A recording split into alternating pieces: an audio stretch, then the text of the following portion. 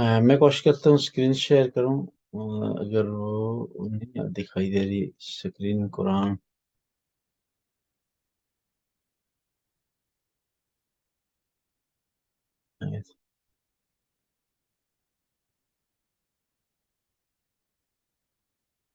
Screen share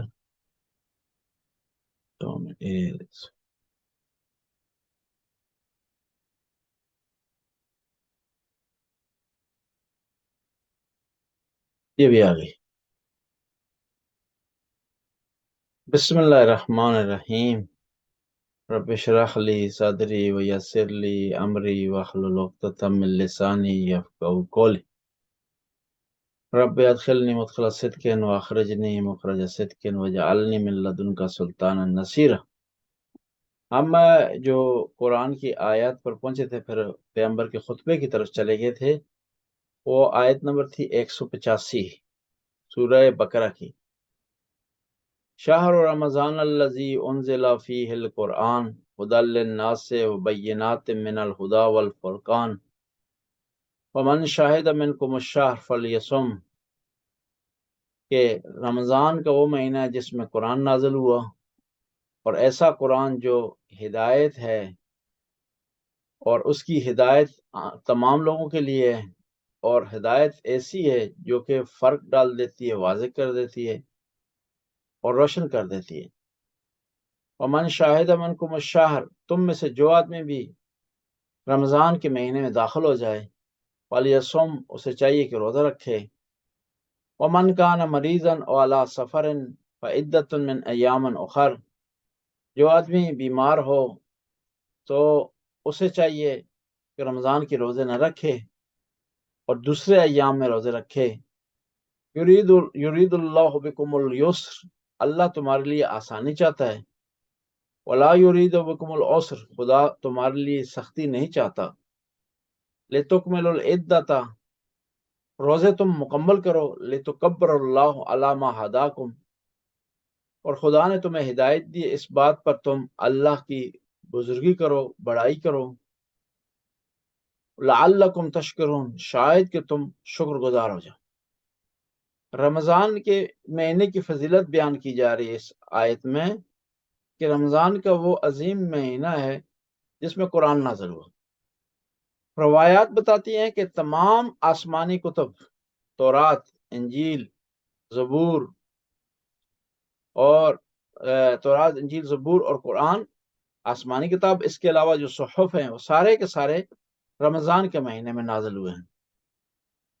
اور اسی جو ہے آیت اور دوسری آیات میں پتہ چلتا ہے کہ یہ رمضان کا مہینہ خدا کی طرف سے انسانوں کے لیے اور خاص طور پر مومنوں کے لیے برکت کا مہینہ ہے، اور یہ وہ مہینہ ہے جس میں انسان مہمان ہوتا ہے خداوند تعالیٰ، اور میزبان خداوند تعالیٰ ہے جس اور اس میں مہمانی کا جو ذریعہ ہے، دعوت میں جو چیز پیش کی جاتی ہے وہ کیا ہے؟ وہ شب قدر ہے، قرآن کا نازل ہونا ہے، ملائکہ کا نازل ہونا ہے، دعا کا مستجاب ہونا ہے، اور روح کو تراوت اور تازگی ملنی ہے۔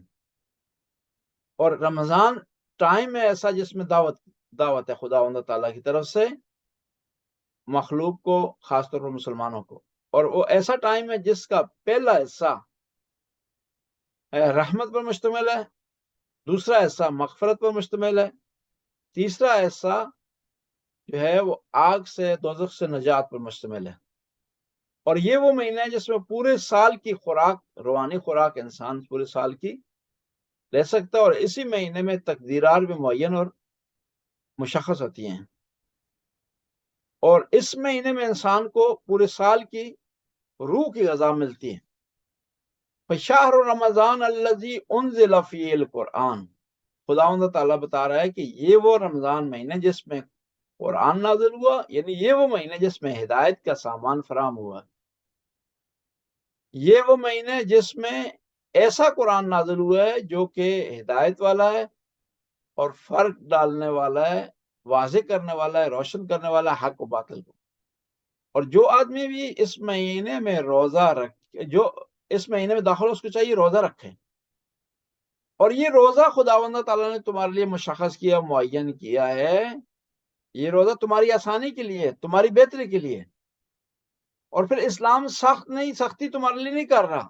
تم اگر مریض ہو، سفر میں ہو اور کسی وجہ سے روزہ نہیں رکھ سکتے ہو، عذر ہے تمہارے پاس، تو پھر تمہارے لیے ضروری نہیں ہے کہ تم اسی مہینے میں روزہ رکھو. جبر نہیں ہے، سختی نہیں ہے تم، بلکہ تمہارے لیے آسانی خدا نے قرار دی ہے کہ دوسرے دنوں میں رکھو. ایامن اخر کا لفظ استعمال ہوا ہے، یعنی جب کبھی بھی رکھنا چاہو رکھ سکتے ہو.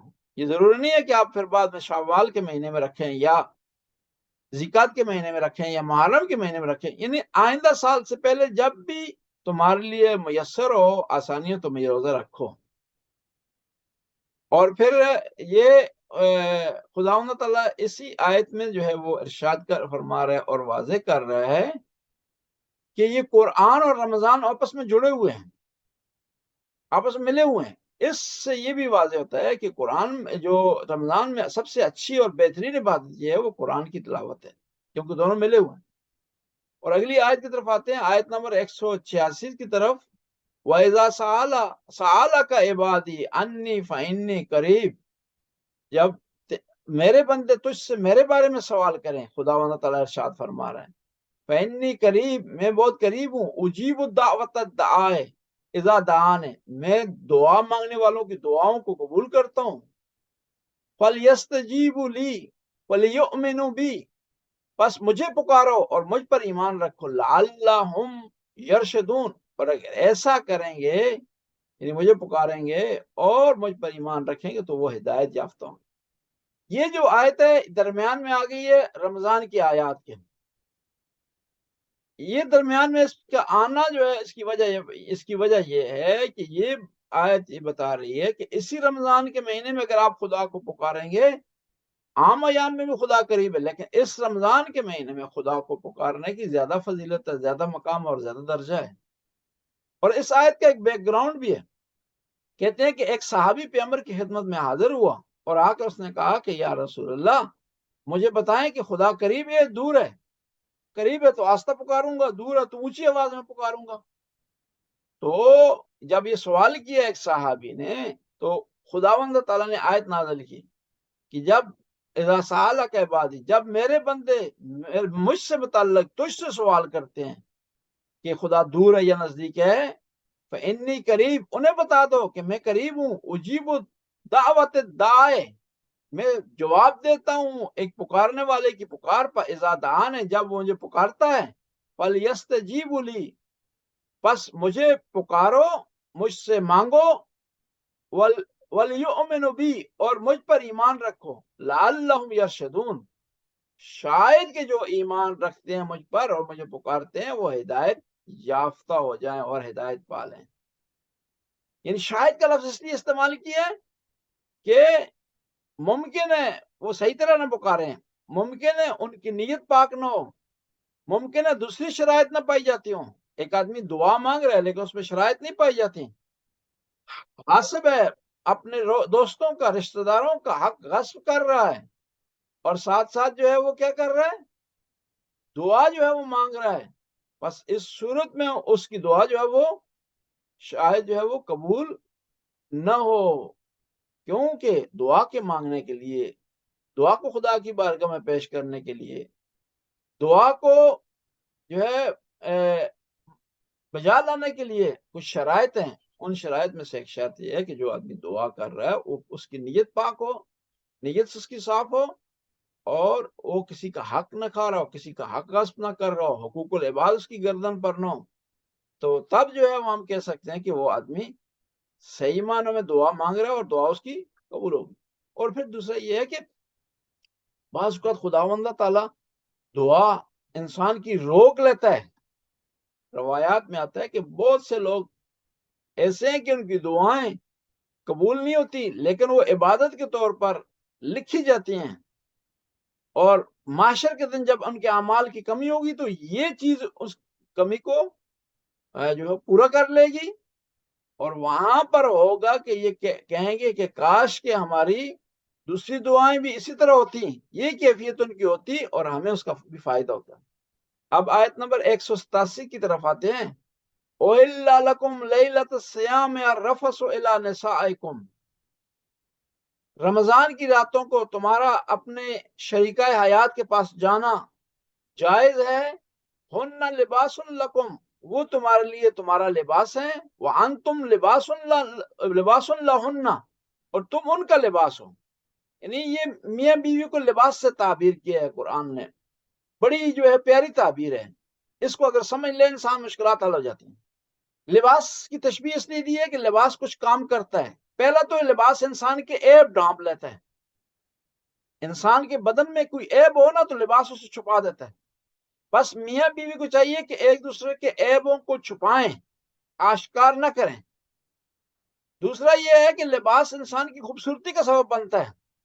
میاں بیوی ایک دوسرے کے لیے خوبصورتی کا سبب بنے، یعنی ایک دوسرے کی جو ہے وہ تعریف کریں، ایک دوسرے کی جو لوگوں کے سامنے تجلیل کریں، تذلیل نہ کریں. اور جو ہے دوسرا یہ کہ لباس انسان کو گرمی سے اور سردی سے محفوظ رکھتا ہے. بس ان کو بھی چاہیے کہ ایک دوسرے کو کی مشکلات میں ایک دوسرے کے کام آئیں، ایک دوسرے کے لیے ڈھال بنیں، ایک دوسرے کی مدد کریں. بس قرآن نے پیاری تعبیر کی ہے کہ مرد و عورت میاں بیوی ایک دوسرے کے لیے لباس ہیں. علم اللہ انکم کنتم تختانون انفسکم، خدا جان گیا ہے کہ تم نے اپنے نفسوں کے ساتھ خیانت کی ہے. فتاب علیکم، لیکن خدا نے تمہاری توبہ کو قبول کر دیا ہے. وعفا عنکم، اس طرح تھا کہ رمضان کے شروع میں جب روزے کی آیات نازل ہوئیں، روزے کے احکام نازل ہوئے، تو رمضان کی راتوں کو بھی آپس میں جو ہے وہ میاں بیوی والے تعلقات منع تھے. رمضان کی راتوں کو افطار کے بعد بھی منع تھے. اور اس منع ہونے کے باوجود بھی بعض صحابہ کرام نے اس کو بجا لایا. تو وہاں خداوند تعالیٰ فرماتا ہے کہ ہمیں پتہ چل گیا ہے کہ تم اس بات پر نہیں ٹھہر سکے، جو حکم رمضان کی راتوں پر بھی تمہارے لیے تھا اس کو تم بجا نہیں لا سکے. اس میں تم نے خیانت کی ہے، لیکن خدا نے تمہیں معاف کر دیا. اور اس کے بعد تمہیں چھوٹ دے دی ہے کہ رمضان کی راتوں کو جس طرح کھا پی سکتے ہو تم، دوسرے معاملات میں جو روزے کو باطل کرتے ہیں ان سے جو ہے وہ پرہیز کرنی ضروری نہیں ہے. وعفا عنکم، اور خدا نے تمہیں معاف کر دیا. فالآن باشروہن، اب تم جو ہے وہ مباشرت کر سکتے ہو. وابتغوا ما کتب اللہ لکم، اور اس کو وسیلہ بناؤ جو خدا نے تمہارے لیے لکھ دیا ہے. اس کو اس کی پیروی کرو، اس سے بڑھ کر آگے نہ بڑھو، اس سے کم بجا نہ لاؤ، اپنی طرف سے کسی چیز کا اضافہ نہ کرو. اور وہ چیزیں تمہارے لیے مقرر کر دی ان کو چھوڑو نہ. وَكُلُوا وَاشْرَبُوا، کھاؤ اور پیو. حَتَّى يَتَبَيَّنَ لَكُمُ الْخَيْطُ الْأَبْيَضُ مِنَ الْأَسْوَدِ مِنَ الْفَجْرِ، یہاں تک کھاتے پیتے رہو رمضان کے مہینے کہ تمہارے لیے وہ صبح کی روشنی واضح ہو جائے. اس سے پہلے تک تم کھا سکتے ہو. جب روشنی واضح ہو جائے، فجر کا ٹائم ہو جائے، تو تم کھانا پینا بند کر دو. حتیٰ یتبین لکم، یہاں تک کے لیے تمہارے لیے واضح ہو جائے. الخیط الابیض من الاسود، طلوع فجر تمہارے لیے واضح ہو جائے، اور صبح صادق تمہارے لیے واضح ہو جائے. کس سے؟ صبح کاذب سے. ہمارے پاس جو ہے وہ دو چیزیں ہیں، بلکہ تین چیزیں ہیں. ایک ہے رات، ایک صبح کاذب ہے، ایک صبح صادق ہے. صبح صادق اس کو کہتے ہیں جس میں نماز پڑھ سکتے ہیں آپ، لیکن صبح کاذب میں نماز آپ نہیں پڑھ سکتے. ثم اتموا الصیام الی اللیل، پھر تم روزہ رکھو رات تک. لیل کا لفظ استعمال ہوا ہے، مغرب کا لفظ استعمال نہیں ہوا. یہیں پر شیعہ سنی کا اختلاف ہے اس بارے میں. ہم لیل کا معنی کہتے ہیں رات کرتے ہیں، وہ لیل کا معنی مغرب کرتے ہیں. ہم اسی بنیاد پر کہتے ہیں کہ جب تک تاریکی نہ چھا جائے اس وقت تک جو ہے آپ روزہ افطار نہیں کر سکتے. اہل سنت کہتے ہیں کہ صرف یہ کہ مغرب ہو جائے تو کافی ہے، ہم روزہ افطار کر سکتے ہیں. اور پھر وہ شیعوں کی مخالفت میں بعض کا اتنا آگے بڑھ جاتے ہیں کہ کہتے ہیں کہ مکروہ ہے، کیونکہ ہم یہ استدلال کرتے ہیں نا، ہم فرض کرتے ہیں کہ شیعہ کی بات اور سنی دونوں کی بات کر لیتے ہیں. اگر فرض کریں سنی کی بات غلط ہوتی ہے تو اس کا روزہ باطل ہو گیا، لیکن شیعہ کی بات اگر غلط ہوتی ہے تو روزہ تو کم باطل نہیں، زیادہ ہی رکھے نا، کم تو نہیں رکھا، یعنی ایکسٹرا کی ہے نا. تو دونوں صورتحال میں شیعہ کو نقصان نہیں ہے. پھر اس چیز کو رفع کرنے کے لیے کہتے ہیں کہ پیغمبر نے کہا نہیں جلدی روزہ رکھو. حالانکہ ان کی یہاں بھی روایات ہیں کہ نبی کریم صلی اللہ علیہ وسلم اور خلیفہ اول، خلیفہ دوم، یہ تینوں حضرات نماز پڑھ کے روزہ کھولتے تھے. فرض کرو ہم نماز کہتے ہیں کہ اہل سنت کے وقت پر ہی، لیکن جب اہل سنت کے وقت پر جب آپ نماز پڑھیں گے تو نماز جب مغرب کی آپ پڑھیں گے تو تقریباً وہ وقت ہو جاتا ہے نماز پڑھنے کے بعد جو وقت شیعوں نے مقرر کیا ہے فقہ جعفری میں مقرر. بس کیا کہا ثم اتم الصیام الی اللیل، صبح سے لے کر کے رات تک روزہ رکھو. ولا تباشروہن، اور تم اپنی ازواج سے، اپنی بیویوں سے ہم بستری نہیں کر سکتے. وانتم عاکفون فی المساجد، جب تم اعتکاف کی حالت میں اور مسجدوں میں ویسا نہیں کر سکتے. دل کا حدود اللہ ہے، یہ اللہ کی حدیں ہیں، یہ اللہ کا قانون ہے. ولا تقربوها، بس اللہ کے قانون کو نہ توڑو، اس کے قریب جانے کی کوشش مت کرو. کذالک یبین اللہ آیاتہ، خدا اس طرح اپنی آیات کو بیان کرتا ہے للناس، لوگوں کے لیے، لعلہم یتقون. اور یہ جو خدا نے اپنی نشانیاں بیان کی ہیں، آیات بیان کی ہیں، اپنی حدود بیان کی ہیں، اپنے قوانین بیان کیے ہیں، یہ اس لیے مقرر کیے ہیں کہ شاید جو تم تقوی اختیار کر لو، شاید تم تقوی کی طرف بڑھ سکو، تقوی کو اپنا سکو. پھر اگلی آیت کی طرف آتے ہیں وَلَا تَأْكُلُوا أَمْوَالَكُمْ بَيْنَكُمْ بِالْبَاطِلِ، تم اپنے درمیان باطل کے ذریعے ایک دوسرے کا مال مت کھاؤ. وَلَا تَأْكُلُوا أَمْوَالَكُمْ، تم اپنا مال مت کھاؤ باطل کے ذریعے. اپنا مال یعنی گویا کہ دوسرے مسلمانوں کا مال تمہارا اپنا مال ہے، اس کو تم غلط حکم کے ذریعے، غلط طریقے سے، زبردستی سے نہ کھاؤ اور نہ چھینو کسی سے. وَلَا تُدْلُوا بِهَا إِلَى الْحُكَّامِ، اور جو تمہارے لیڈر ہیں، جو ہے وہ حاکم ہیں، افیسرز ہیں، جج ہیں، ان کو رشوت مت دو. لِتَأْكُلُوا فَرِيقًا مِّنَ الْأَمْوَالِ النَّاسِ، ان کو ایسا نہ کرو کہ ان کو رشوت دے کر کے بعض لوگوں کا مال ہتھیا لو، اس پر قبضہ کر لو، بالاسم، گناہ کے ذریعے. وَأَنْتُمْ تَعْلَمُونَ، تجھے پتا ہے، تم کو پتا ہے کہ ایسا کرنا صحیح نہیں ہے. اگلی آیت کی طرف آتے ہیں یسألونک عن الأہلہ، اے نبی تجھ سے سوال کرتے ہیں چاند سے متعلق، تاریخوں سے متعلق سوال کرتے ہیں. قل ہی مواقیت للناس، کہو کہ یہ لوگوں کے لیے وقت مقرر کیے ہیں، اور والحج، اور حج کے لیے یہ جو ہے اس لیے مقرر کیے تو تاکہ تم روزہ رمضان کے مہینے کو آغاز کر سکو. اس لیے مقرر کیے ہیں تمہیں محرم کا پتہ چل سکے، اس لیے مقرر کیے کہ تمہیں ماہ ذی الحجہ کا پتہ چل سکے، اس لیے مقرر کیے ہیں تمہیں پتہ چل سکے رجب کا مہینہ ہے. وَلَيْسَ الْبِرُّ بِأَن تَأْتُوا الْبُيُوتَ مِن ظُهُورِهَا، یہ اچھی بات نہیں ہے کہ تم جو ہے گھروں کی پچھواڑے سے تم داخل ہو جاؤ. وَلَكِنَّ الْبِرَّ مَنِ اتَّقَىٰ، بہتری اس میں ہے، تقوی اس میں ہے، اچھائی اس میں ہے کہ جو آدمی تقوی اختیار کرے. وَأْتُوا الْبُيُوتَ مِنْ أَبْوَابِهَا، بہتری اس میں ہے کہ تم گھروں میں دروازوں سے داخل ہو. وَاتَّقُوا اللَّهَ لَعَلَّكُمْ تُفْلِحُونَ، اللہ کا تقوی اختیار کرو شاید کہ تم فلاح پالو.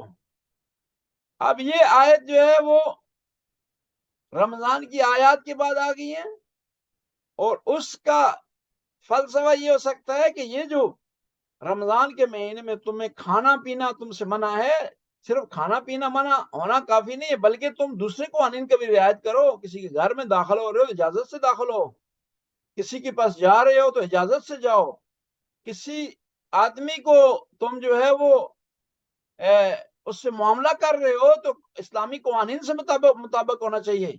یہی نہیں ہے کہ صرف تم روزہ تم نے رکھ لیا، تم نے کھانے پینے سے تم رک گئے ہو، دوسرے احکام سے تم رک گئے ہو، بس یہی تمہارے لیے کافی ہے اور تم نے کچھ نہیں کرنا. نہیں، دوسرے احکام کو تم نے بجا لانا. یہ نہیں ہے کہ تم روزہ رکھ لیے تم نے، بس اب لوگوں کے مال کو ہتھیاتے رہو، لوگوں پر کے مال پر قبضہ کرتے رہو، لوگوں پر ظلم کرتے رہو، لوگوں پر زیادتی کرتے رہو. ایسا تم نہیں کر سکتے ہو.